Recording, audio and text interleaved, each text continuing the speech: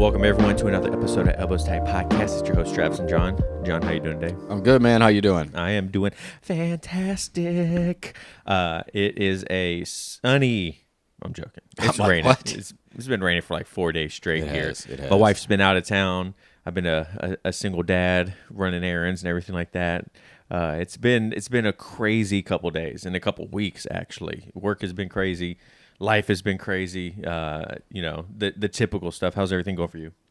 I haven't trained in like 2 weeks, so that sucked. Why is that? Got some ringworm. Ooh. Can't seem to get rid of it. So, I mean, I guess I could train with it. I don't know. I don't know if people do that or not. But my doctor advised I didn't because it's contagious. So yeah, they put me on some antiviral pills yesterday, which, interestingly enough, you can't drink any alcohol when you're on these pills, which is interesting. I don't know if I've ever went 2 or 3 weeks without any at this stage in my life. I mean, who doesn't like to relax with a glass of wine or something? A nice little beer or Scotch, something something. like that. Do they worry about like gut health with these since it's an antiviral, or I guess it's really hard on the liver.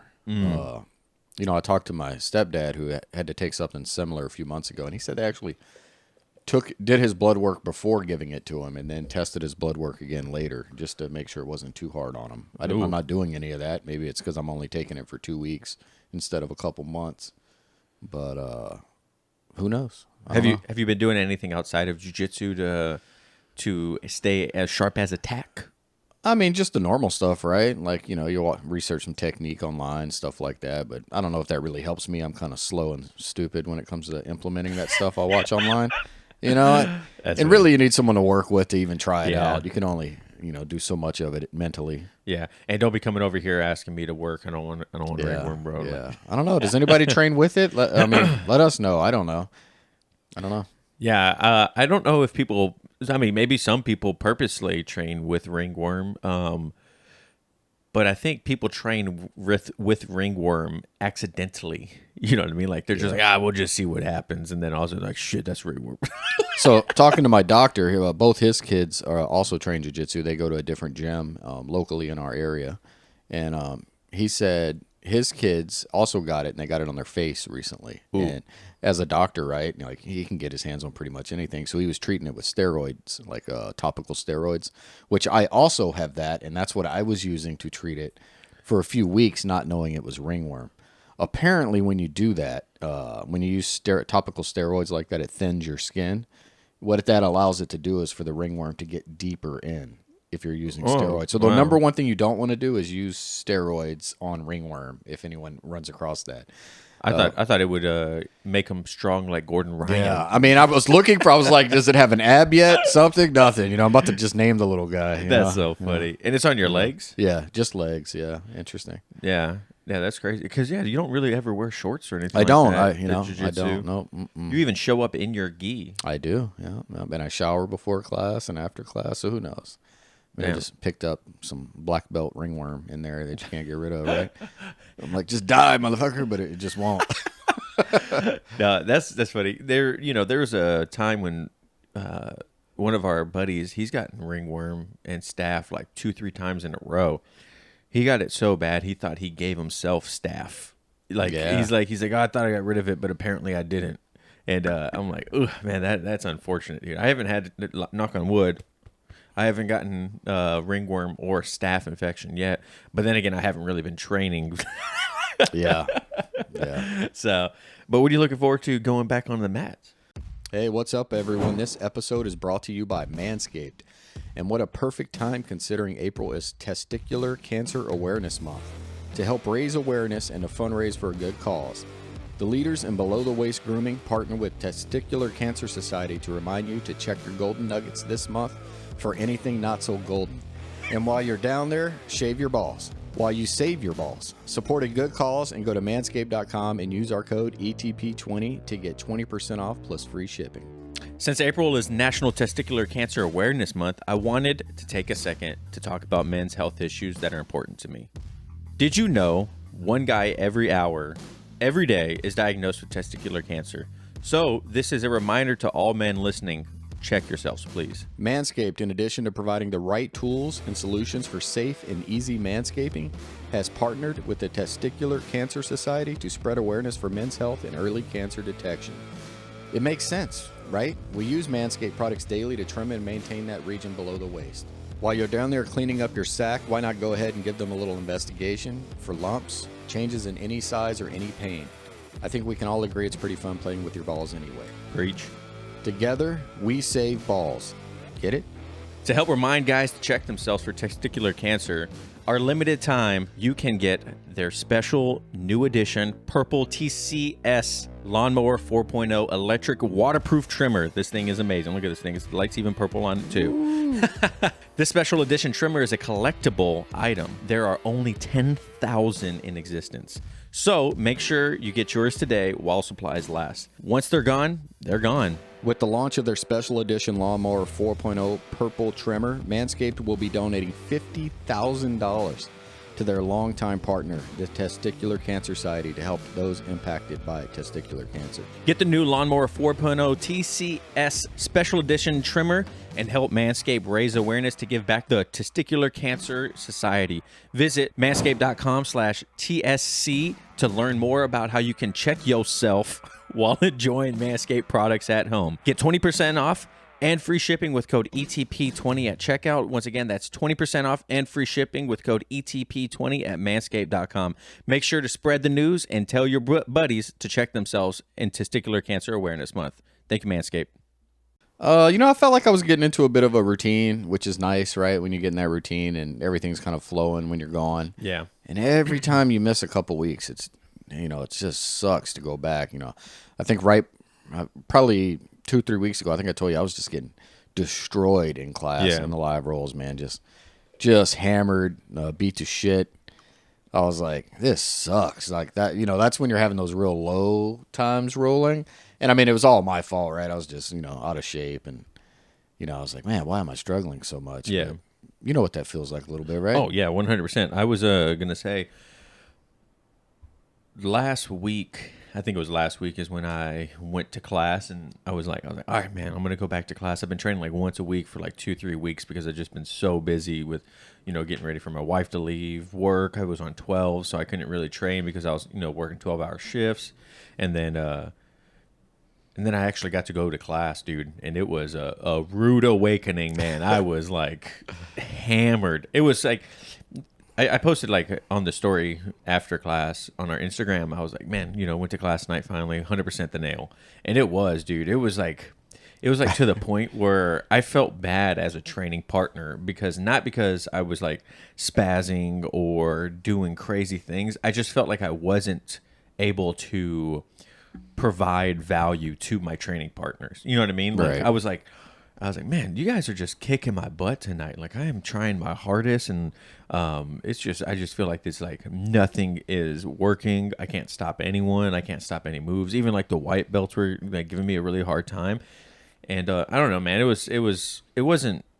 It like didn't hurt my ego or make me frustrated or anything like that. But it was just like, man, I hate taking breaks like that and then getting back to it and just getting demolished. Well, I don't really hate it. I wouldn't say I hate it, but it sucks when it happens. Yeah, it's You know not what I mean? enjoyable. Yeah.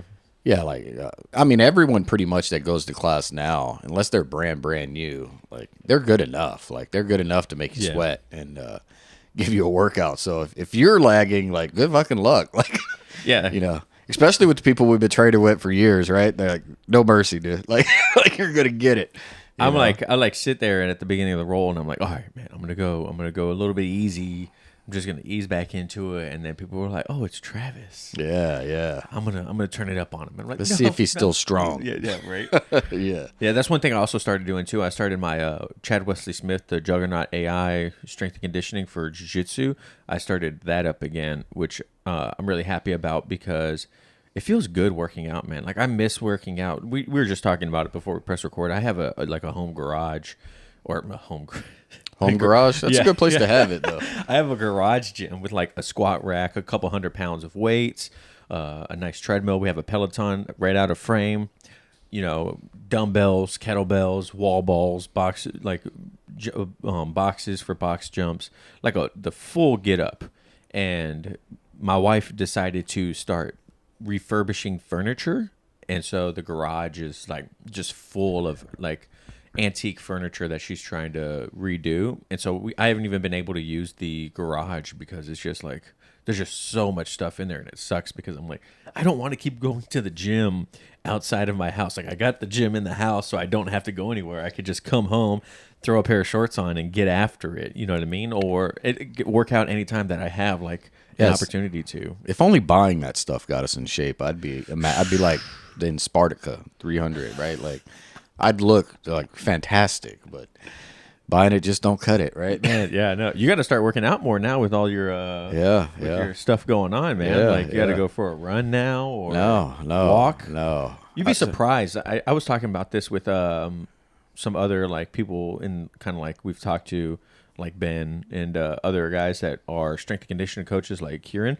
And one thing that I think is extremely underrated for people that want to just increase their daily health is going on like a walk.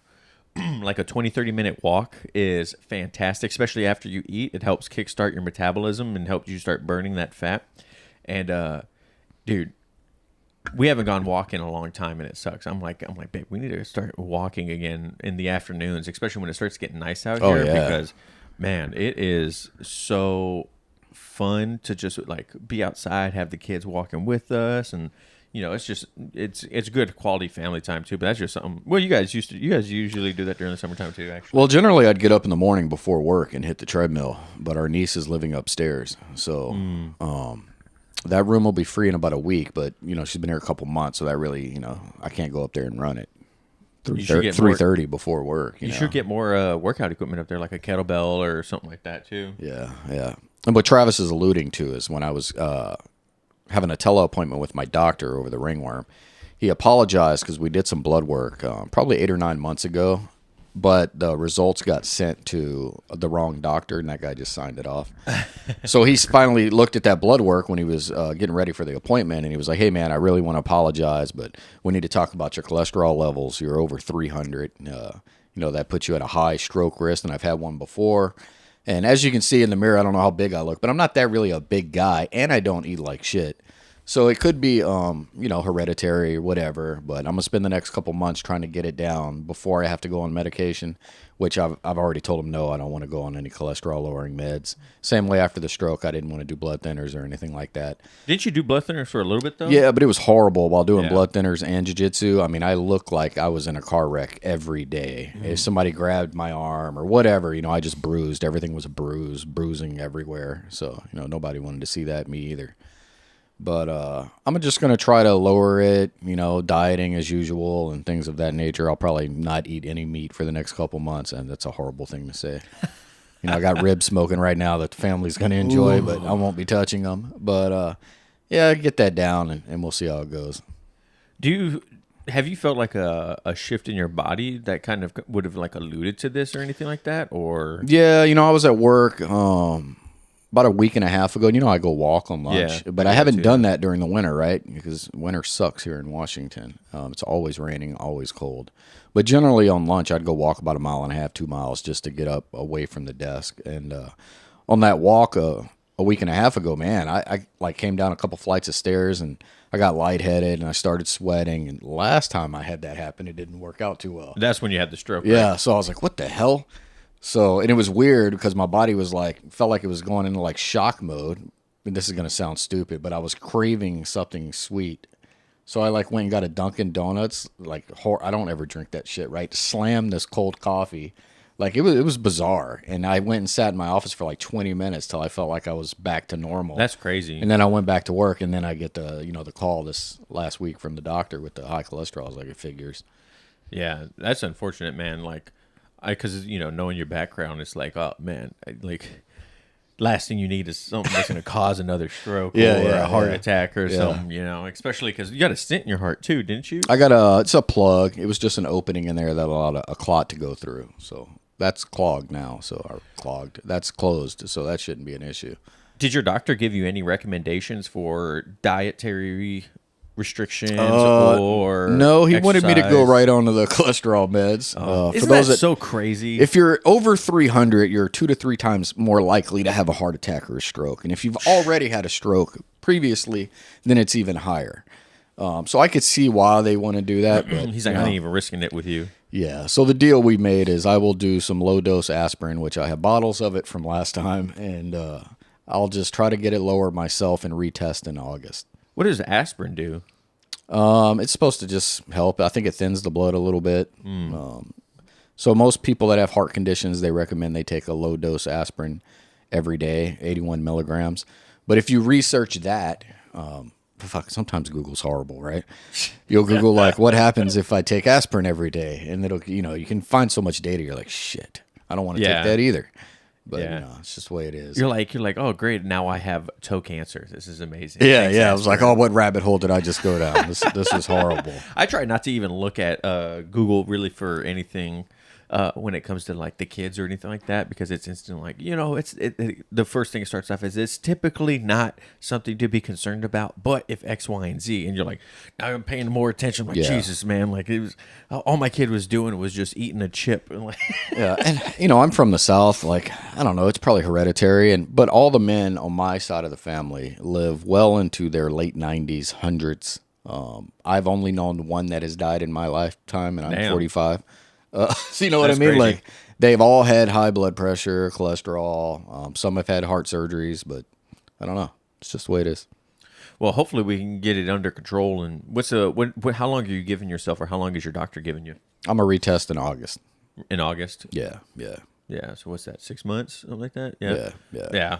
Man, well, if you need any help, let me know. Hey, if you guys have any suggestions at home or know a way that John can do this, like we're open to any suggestions, as long as it's not like some crazy trip down to Australia where your blood goes upside down. No. I think my goal will be to like get down to like about 170, because right now I'm probably pushing 188. Somewhere around there. Damn. Normally I'm 185, but ever since that shoulder surgery, that weight put on, and it ain't left. Yeah, I'm like 210 right now, so I've been trying to, I've been doing that intermittent fasting and whatnot, and it's been helping out quite a bit, but I've been kind of slacking a little bit lately from it, just because when I get home, the wife is like, "Are you eating?" I was like, "Nah, it's a little too close to my fast window." And then it's like she's like, "Why do I make all this food?" Same. I'm like, "Oh my gosh, I'm sorry," but it's like I've been doing that lately. I still walk on lunch, even during the rain. I'll go out and walk in the rain on my lunch, because my jacket that I wear is usually pretty good about being water resistant. And I've been doing that, and then also going back to the gym lately too, which is, man, it's like so nice to get a sweat in, have sore muscles again. And Loredell and I have had like back-to-back kids, and I got my bachelor's degree during the pandemic, had 2 kids during the pandemic, took a new position at work that's like way more busy. So all this stuff has just been put on the wayside. And recently I've been really trying to focus more on like self-care, mental and physical, spiritually, being more philosophical. I got you that Daily Stoic book from Ryan Holiday. I've been reading that pretty much every day, journaling in and outside of jiu-jitsu. So I'm really just trying to, get back into that groove of taking care of myself, because now that you guys at home, most people at home I'm sure have kids. It's like it's a scary thought thinking of not being there for your kids because of something you did to yourself. So I'm like, I gotta get back on it. Dude, I think the 30s is the toughest like decade. That's like when most people starting to have kids, right? And that's when they're really shifting from the 20s, just you, yep, to now you got to worry about a whole family, and the things you do are going to impact your wife and kids, right? Yeah. So now you have to worry about, hey man, I got to make enough money, I got to have the right, take care of my bills, I can't lose my job. They got to make sure they can eat. If they need medical, I got to make sure I could provide it. Like now have to worry about all that, and that's something you didn't have to worry about earlier, right? Right. And that doesn't get easier until you're probably 40, because now your kids are older, and like all that, you've got all that established, right? So yeah, I definitely remember all that, and I remember having to find methods to deal with the stress, whether that be Yeah. my reading or working out or whatever. You know, you got to find those outlets. Yeah, I try to not let the stress get to me as much as possible. But I mean, we're all human. We all get stressed out about things. I try to play it cool and like, I don't get really stressed. No, but I get stressed. Yeah. You know, everyone does. And not training wasn't helping. Not working out wasn't helping. I need to focus more on what I'm eating actually too, because I feel like I've been slacking on that part too. But you know, it's like the first step is recognizing it, you know, and then understanding what I need to do. I've been actually thinking about like trying to find like a coach or something like that to help me out. So I think you probably know a couple. we do know a couple. We Yeah, do know a for couple. sure. But with you know, being in the spending part of our lives right Oh now, Lord, don't even start me on that. it's like, man, I can't necessarily afford to get a coach, Right. but The price plays into it, man. yeah, that's like I mentioned last week when like looking for an academy, you know, prices. I think that's more important than the coach. You know, there's like three things I think are more important than the coach. I don't know if you listened to the episode. I or did, not. and Yeah. fitting your lifestyle is absolutely probably the most important thing. Yeah. Finding one that's not going to break your neck for $46 million is pretty important too. Might be too soon. So, did Do you want to give that? Do you want to give a professional opinion on what happened in that video, in that clip? I'm not a professional. I wouldn't if I were you. Yeah, But I did watch the Rener Gracie breakdown of him, you know, talking about why he said what he said, and it makes perfect sense. You know, love him or hate him, it was a very great video. It was 22 minutes of him explaining his train of thought, which I think he did a great job. My issues with the whole Rener thing, and you guys can, you know, blast me in the DMs or hate me for what I'm about to say, but I have no issue really with him, you know, charging $3,000 an hour to be an expert witness or whatever, dude. If they're gonna pay you that, they're gonna pay you that. Like, good for you for doing that. You know, if you want to make money, you go for it. What I found distasteful, and maybe you guys can agree with me at this at home, was when he was doing his Instagram posts about everything that happened, why he said what he said, and why he did what he did. At the end, he would always plug Gracie University. He'd be like, and at Gracie University, we do X, Y, and Z, or we don't do X, Y, and Z. And I thought that was very distasteful because, I don't know, it's just like time and place. I don't think you need to be plugging your academy after, you know, you were charging $100,000 to be an expert witness on a standard of care that the jiu-jitsu acad or jiu-jitsu community doesn't necessarily agree with. Especially, you know, everyone looks at jiu-jitsu differently and does jiu-jitsu differently, so there is no standard of care per se. But what is your whole idea on it? Welcome, everyone. This episode is brought to you by Manscaped. Spring has sprung, and our friends at Manscaped have the best tools for some spring cleaning. They've already helped you tidy up all the nooks and crannies of your body's basement. But this year, Manscaped can help you get the perfect presentation on that beautiful face with the new Beard Hedger Pro Kit. Make sure you look your best this spring by using code ETP20 to get 20% off plus free shipping at manscaped.com. The Beard Hedger Pro Kit comes with the titanium-coated T-blades that are tough on the hair but smooth on the face, leading to single-stroke efficiency that's satisfaction at one stroke at a time. I think these beard trimmer is phenomenal. They don't pull on my beard. They cut nice and smooth. It's one of the biggest game changers for my facial cleaning and regimen that I have introduced. I absolutely love it. Yeah, I gotta say it. I love it. It's very precise. Yeah. I like the way I can get it as trimmed up and as clean lines. I really enjoy that. Save 20% off and free shipping with the code ETP20 at manscaped.com. That's 20% off and free shipping with the code ETP20 at manscaped.com. Focus on the face and use the Beard Hedger Pro Kit for the cleanest look in the game. Man, I don't know. That was a tough one. And, I mean, I think he is an expert on it. Yeah. He can give his expert opinion. Completely agree. I have no problems with that. Get your money. Yeah, right? Like, if I could do it, I would. If they were like, Travis, you've hosted the Elbows Tight podcast for a couple of years. We don't be actually. I'm like, fuck yeah, let's go. yeah. Like, I don't know, man. It's tough. Jiu-jitsu's tough, right? The nature of what it is tough. Yeah.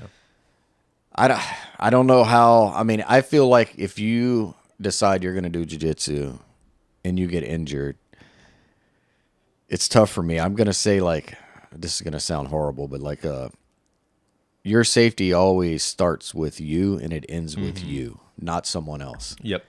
So if you decide you're gonna go do this, I don't know, man. I feel like you've given up all that. You shouldn't. They sign a waiver for a reason, even if that waiver is gonna work or not. But once you've agreed to go down that path and you decide to do it, like that safety's all on you, man. If you didn't feel like that was a safe roll, or if you feel like someone's outclassing you too much to safely roll with, then you just got to stop. Yeah. Like, I don't know, man. That's a tough one. Yeah, I don't remember who said it. So I'm not going to say any names because I don't want them to be associated with something if they didn't say this. But I remember one of our guests or one of our friends, they said, if you get injured during jiu-jitsu, it is not your partner's fault, it's your fault. 99.9% of the time, it's your partner's fault because you could have said no to the roll. You could have tapped earlier. You could have spoken up if you were feeling uncomfortable. You could have just stopped the roll, which I kind of agree with. Yeah, like you just said, like you took it upon yourself to go into that situation. You should be more vocal or be more aware of, what's going on. If you get, at one point they said is like, hey, if you get elbowed in the face from a person, then why was your face in the area where it could be elbowed? Yeah, I mean, what happens when we're rolling and like, I get hit in the eye or something, right? Generally, I'm apologizing. Yeah, me too. They're like, I'm sorry, coach. No, it's good. Like, it's me. I shouldn't have been there. Like, you know what I mean? Like, agreed. That happens all the time. Yeah, yeah. People will stop mid roll and they're like, "Oh my god, are you okay?" I'm like, "I promise, I'm perfectly fine. I'll let you know if it hurts to the point to where I need to stop." But if I get hurt during a roll, I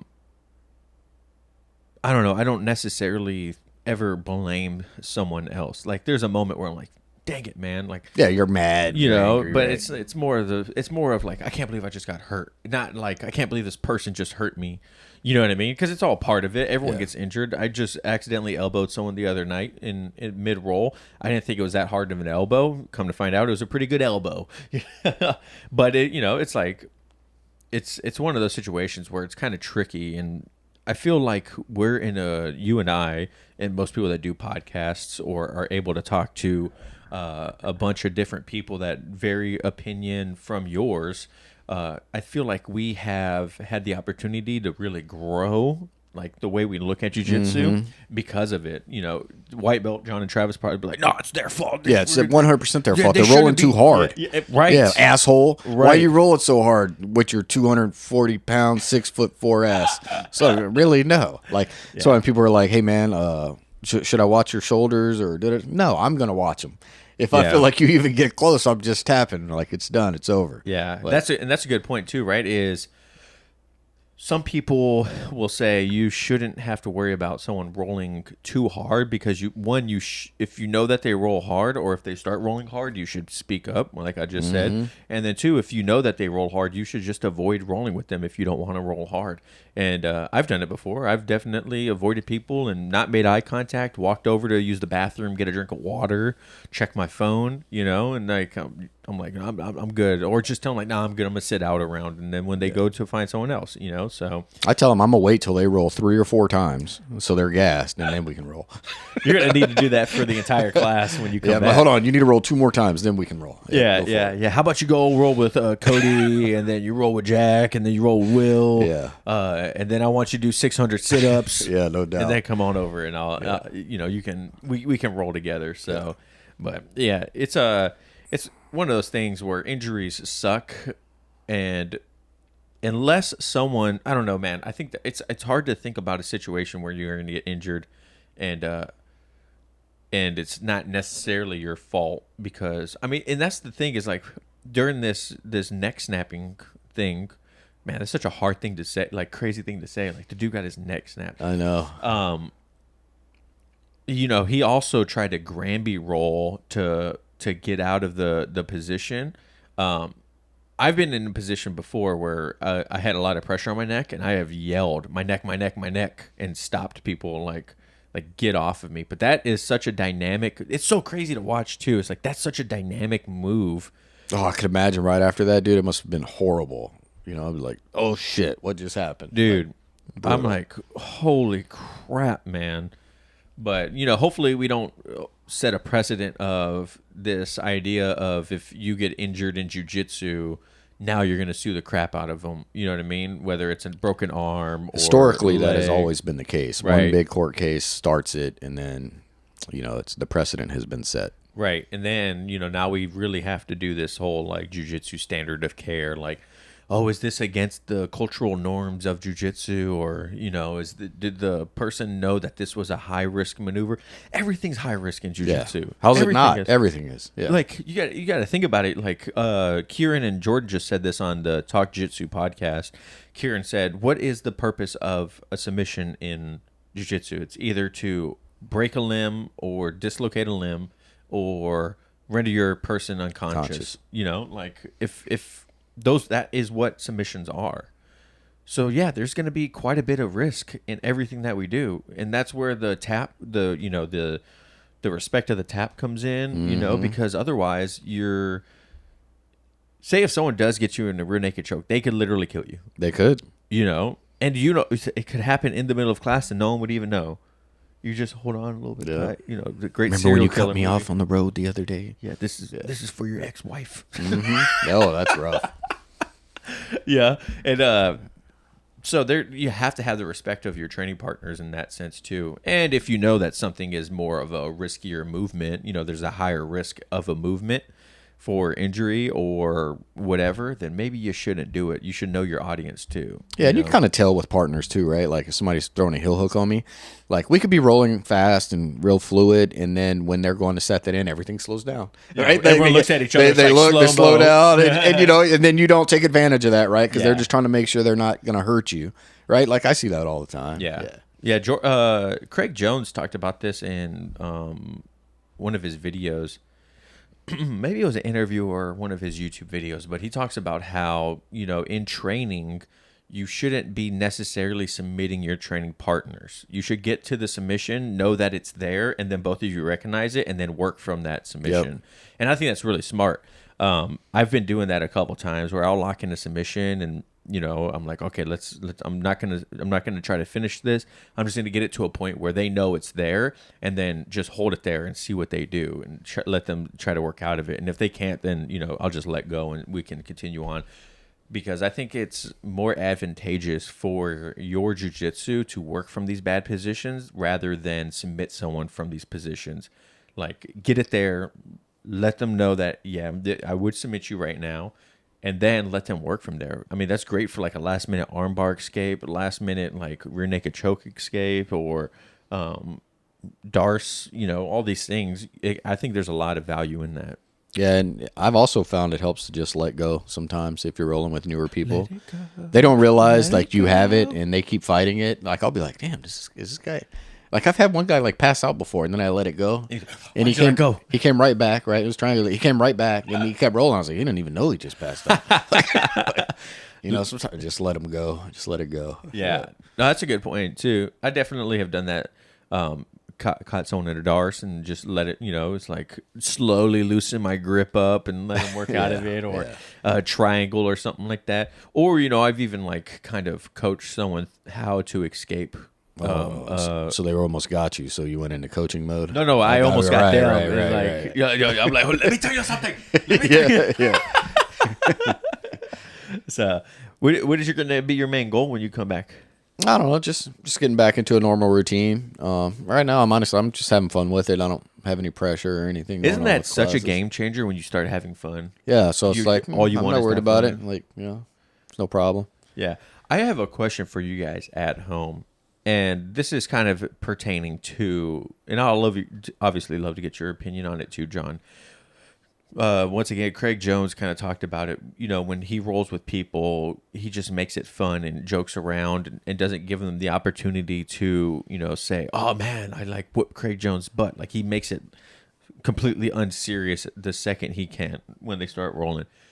My question to you guys at home is, if you're rolling with someone and you're like, singing along with the music. And I'm saying this because I was doing it the other night, and it made me think like, oh, am I disrespecting my training partners by doing this? Are you like, when you're rolling with someone, are you singing along with music, kind of like dancing, having fun, making it, very playful and stuff like that? Do you find that disrespectful if someone's doing that to you? Or is it all fair and game? Like it's what's your opinion? Because I feel like it can go either way. I don't get offended. Honestly, I might be like, great, they're distracted. Maybe I can get something in there. I don't get offended at all. Like, I just have fun with it. I guess I don't ever really take it, I guess, that serious when I'm rolling. Like, it's not life or death. Like, competing, that's a different story because you can feel the life or death as soon as they say go. But yeah, I don't find it offensive. Yeah, and that's the reason I say that is because, some people might see it as like them not trying. Like, I don't want my training partners to be like, oh, great, Travis isn't really going to try. He's just going to joke around and sing the music with the class or with the radio and laugh and smile and whatnot. Like, I want a hard roll. I want him to like, that was my kind of like my mindset behind right after class. Like, oh, should I be doing that or not? Do you guys do it at home? Let us know. Shoot us a DM and maybe I'll post it on the story and get some answers on our Instagram. So because sometimes people have different mindsets of what's acceptable and what's not. Like at our academy for a while, you had to turn your back when you tied your belt. No one gives two shits about that now, but I still do it now. Like, yeah, but then you're missing what's going on the mat. Yeah, right? I can hear it. Yeah, I need to see it. Like I said, I'm slow. I need as much. I need to see it, hear it, try it out. Yeah. And that is another great question. Is what do you guys at home feel are kind of cultural norms in jiu-jitsu that if you don't do, they're kind of disrespectful? You know what I mean? Like, obviously talking when the instructor's talking, coaching when you're not supposed to, stuff like that. But what are other things that you guys see in your academy that you're like, oh, that's kind of against the norms of jiu-jitsu. You shouldn't be doing that. I would love to hear what you guys have to say at home. So I'll give you my opinion is the most fun I've had at a gym was the least formal one I went to. There was no bowing in onto the mats. There was no bowing out at the end of class. But, I mean, it wasn't like people were jackasses. Like, they got there when the class was supposed to start, and everyone just naturally got to their spot on the mat. And then the instructor came up, and he taught the class. Then you had to roll 5, 6, 7 rolls at the end of class, and then you left. There was, that way, I mean, like, you could continue rolling, but normally it was 5 or 6, and they'd call the class, and then you can continue. How long were the classes? About an hour. Yeah. But I actually liked it. Like, it was fine. There was no I mean, I guess, if you're really traditional, you may want the bowing in and all that, and maybe you grew up with it, or maybe you were in karate and you're used to it. Like, I don't know.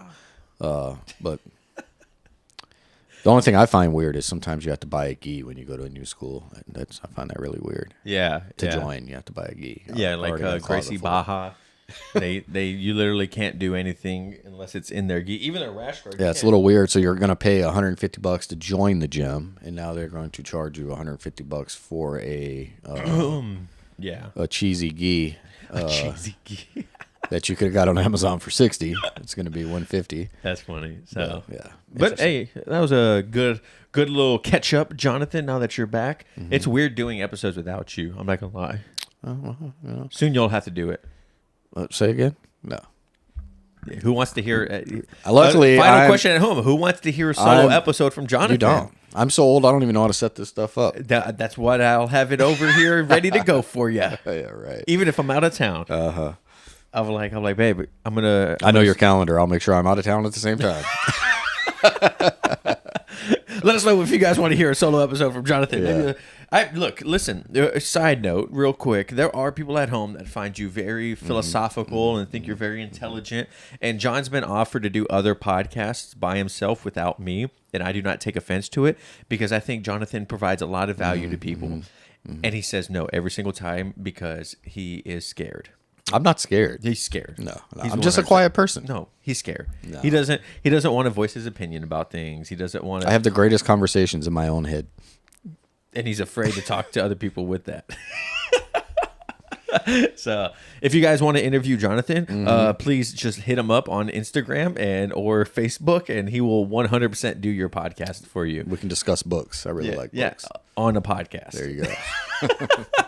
So remember, guys, we have merch now. I don't have any merch in here. I kind of dropped the bag on that. But if you guys want, elbowstight.com, you can buy some merch from us now. Go subscribe to our YouTube page if you haven't already. 5-star review wherever you listen to this at. Check out our sponsors down below. And yeah, that's pretty much it. John, you got anything else? Nah, man. That's it. I'm not saying it. Nothing else? Nothing else. It's awkward. All right, guys. Thanks for listening. Watch it at home. Remember, no oil checks here. Lewis. All right, guys. Peace.